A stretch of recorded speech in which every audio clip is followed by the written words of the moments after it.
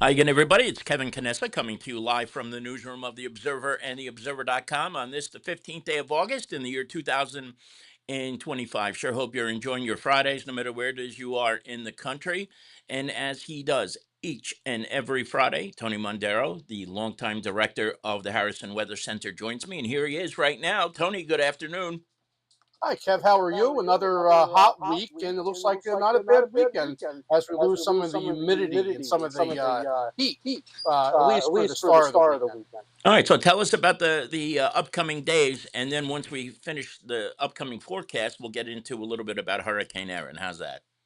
Yeah, this sounds good to me, Kev. Currently, we're 88 degrees in Kearney right now. We have a pressure of 12 inches if you want to set your home barometers, and that's currently on the rise as high pressure is building into the area. Not going to be a bad day today. Highs in the upper 80s to perhaps near 90 in a couple of spots this afternoon. Get a nice little east wind at about 8 to 12 miles per hour. And that carries into tonight where we'll have clear skies and overnight low temperatures tonight will be in around 70 degrees and tomorrow in the 80s. And once again, it's Sunday in the 80s and Sunday afternoon with plenty of sunshine. We looks like we have at night and into Monday morning another frontal boundary comes through. That's going to kind of help push and keep Erin offshore, the hurricane. And it doesn't look like a bad week next week as we have that early chance of showers and storms overnight Sunday into early Monday. Clears out, and then not a bad week. It'll be dry next week with high temperatures.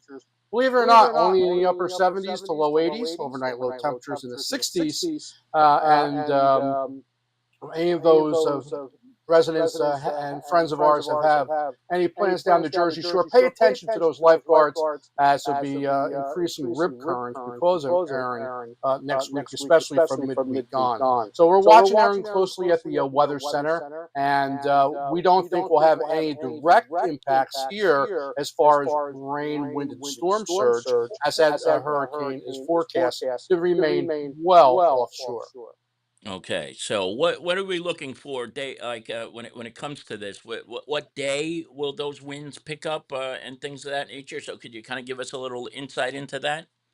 Sure. As far as winds, Kev, I don't think we'll have any issue with wind, but we will have issues along the Jersey Shore, the Seaside Heights of the world, Point Pleasant Beach, LBI down Cape May County. You're going to wind up with some increasing rip currents from Erin as it became a hurricane at 11 o'clock this morning. And to take you through the graphic there, which has been supplied to us by the National Hurricane Center's National Weather Service there, we see currently where that X is in the orange. The orange is the wind field of the storm, very small at this time. And the Hurricane Center and models tell us in the days ahead, this becomes a formidable Category 4 hurricane in about 4 days. And M means it's a major hurricane. And what we're looking at there is that cone everybody ever talks about. And let's explain what the cone means. The cone means the center of that storm should be within inside that cone in the time period up to 8 o'clock on Wednesday morning. As we get further into time, that cone will change. And what changes the cone is the path and the movement of Erin in the days ahead. And you can see by Wednesday morning, it's about the latitude of around Tallahassee, Florida. It should continue moving north and then northeast and accelerate out to sea. Wow. Okay. So, as far as the timing here, are we late into the season already? We early on in the season? Talk a little bit about that. Sure, we're approaching the peak, Kevin. The peak is at September 15th. And I believe we have a second graphic, and I'm going to show everybody, too, why Hurricane Erin is moving away. As you can see, this graphic goes out in the next 4 days, and you'll see that front. The front is that blue line, and also the front's a little stationary to the north of Erin, and that's going to help keep the storm offshore. So, that is the reason. Those fronts are the reason why Erin is offshore. Remember, folks, that storms like to follow the path of least resistance, and this is what Erin is going to do. We've been watching the global models of the Hurricane Center and also some other proprietary models over the last couple of days, should say the last week, and it always kept Erin very far offshore, never really approaching the coast. So that's a bit of good news because we don't want to be dealing with a major hurricane, especially this time of year or any time of the year. It's interesting that you bring that up because I was looking at some old videos the other day, and we are coming up on the 20th anniversary of Hurricane Katrina already, if you can imagine that. I mean, to me, it seems like that was a couple of days ago. And, I hope we never see a storm like that again, but I guess the chances are that that could certainly happen again, couldn't it? Absolutely. Katrina, one of the worst hurricanes that has ever hit the United States. And even Sandy, which we're coming up on the anniversary of Sandy over the next couple of months, even though the verdict is still out whether that was a hurricane or not when it came ashore, that's up to debate for another show. But, uh, you're talking about we had crazy damage in Sandy. If you look close enough, even after all these years, you could still see some scars, Sandy, along those barrier islands down there in Ocean County. Wow. Yeah, that's true. We were talking about that recently, and of course you had also mentioned too how there were certain towns that rebounded beautifully and put a lot of new regulations in place, and there's some that still haven't. So it is kind of crazy that there are still some effects of it still available. If you're just joining us, Tony Mondaro of the Harrison Weather Center is here with us today. And Tony, the Mets have been as bad as we have ever seen. And, I'm going to tell you something. This is really ticking me off. There was a point where I kind of felt like this was going to be almost like finally a season like 1986 all over again. And now, I mean, this is bad. I mean, I don't even know what else to say. This is as bad as it's been in a long time. What do you think? I don't know what the secret sauce is for them to turn it around, and it is really bad. And Kevin, it's not the fact, and fellow Met fans out there, it's not the fact that they're losing, is how they're losing. Right. You're up 6-0, 5-0, 6-1, 5-1. You know, you can see as a Mets fan, just turn it off. Right. I turn it off, either go to bed. I've been binge watching The Office. I don't know if you've ever seen The Office, Mhm. that show that was on NBC, but I've heard about it, started to binge watch that. So, a cute little show. I finally finished my 9 seasons of The Office. But getting back to our Mets, it's pathetic. I know a fellow Mets fan like you are. You're probably just as disgusted as I am. Well, I'm at the point now where I don't even want to put the games on anymore because my uncle Mike is in the chat room, right, and he lives in Carlsbad, California, and he was at the first two games of the series against the Padres in San Diego. Brutal series, not just the two that he went to, but the whole series. That's where it all started, out in San Diego. And I mean, you got to remember this. They were on a 7-game winning streak when all this happened, and now they've lost. I think the number I heard last was 13 out of their last 15 games. If it's a bad pitching game. It's a good hitting game. If it's a good pitching game, the hitters aren't hitting. I mean, it's just every possible combination just seems to happen with this team. And I don't know. You look at the calendar right now, August 15th. There's not much time left, and when you only have a half game lead on the Cincinnati Reds, I'm starting to think like, man, I don't think this is going to happen. I'm not even sure if they're going to be in the playoffs. And the same for the Yankees. Well, with the earthquakes out there, Kevin, and I want to put everybody on notice right now.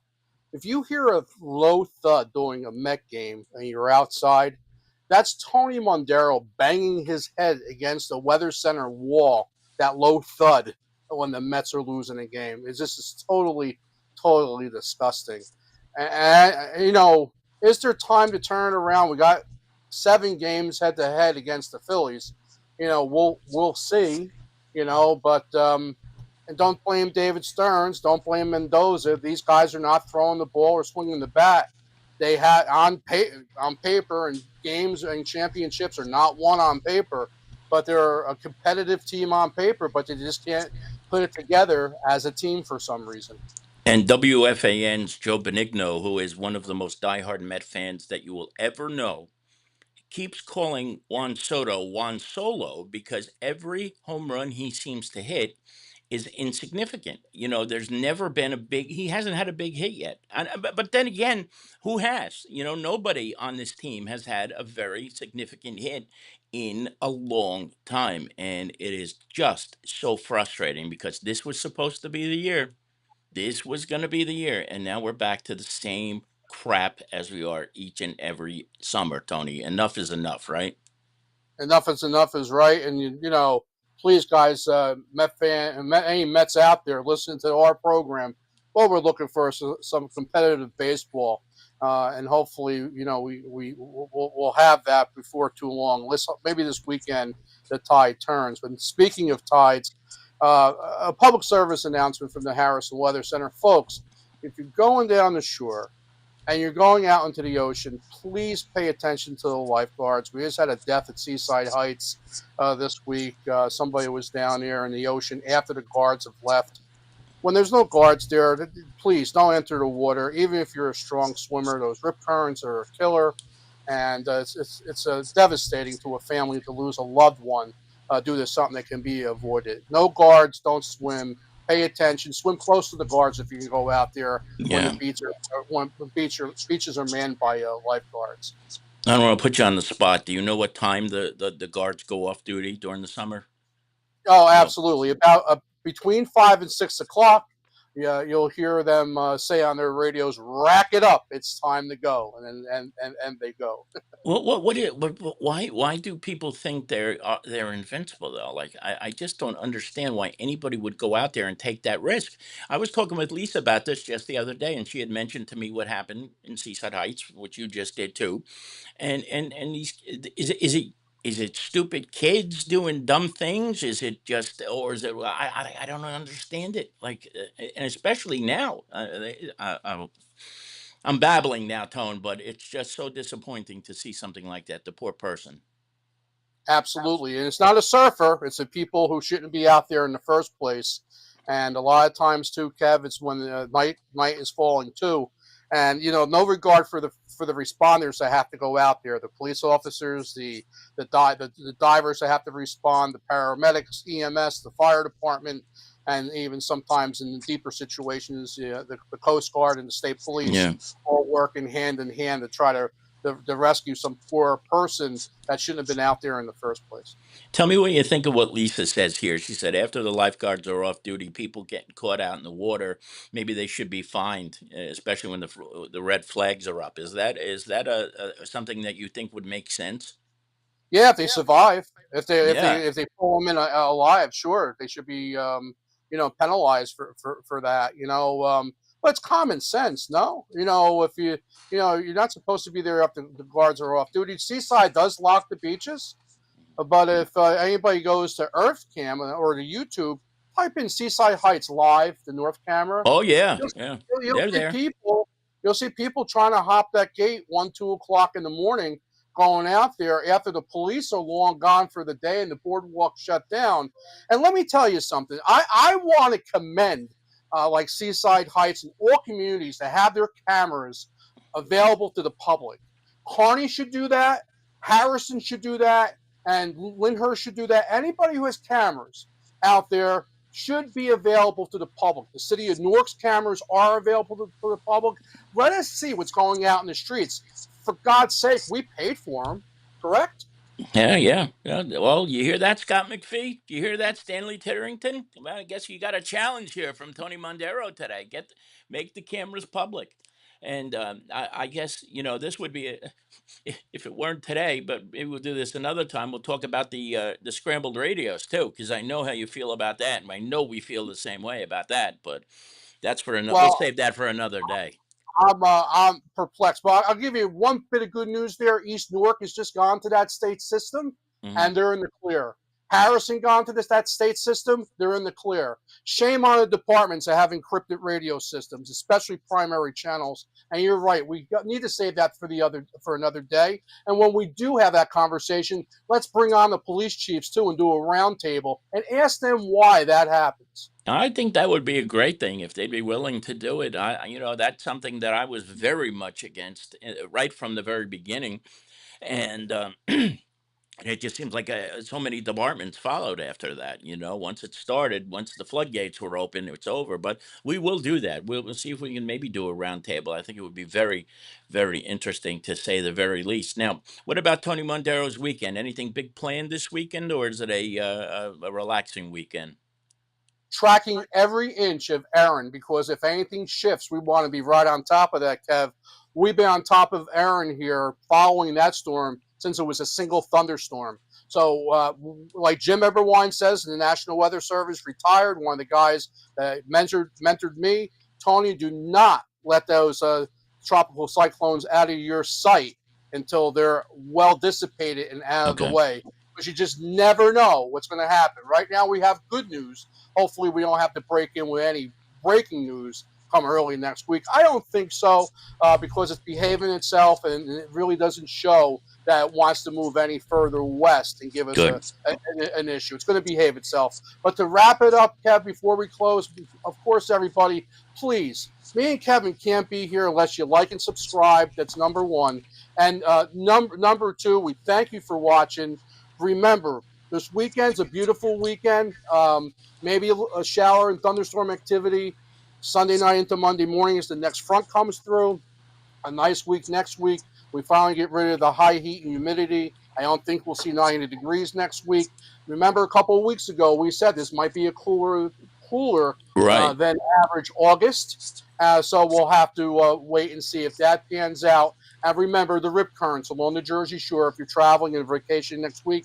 And Kevin, as always, thank you. It was my pleasure joining you this afternoon. And I'll tell you what, my dear friend Pat Long, who is also our letter carrier, is going to be very happy to hear that. She was asking me to ask you for cooler weather, and you have already obliged in the coming week. Thank you, my friend. And let's do this again next week. Sounds great, Kev. Thank you for having me this afternoon. Have a great Always weekend. a pleasure. All right, everybody. Talk to you later. Have a good weekend. Bye bye.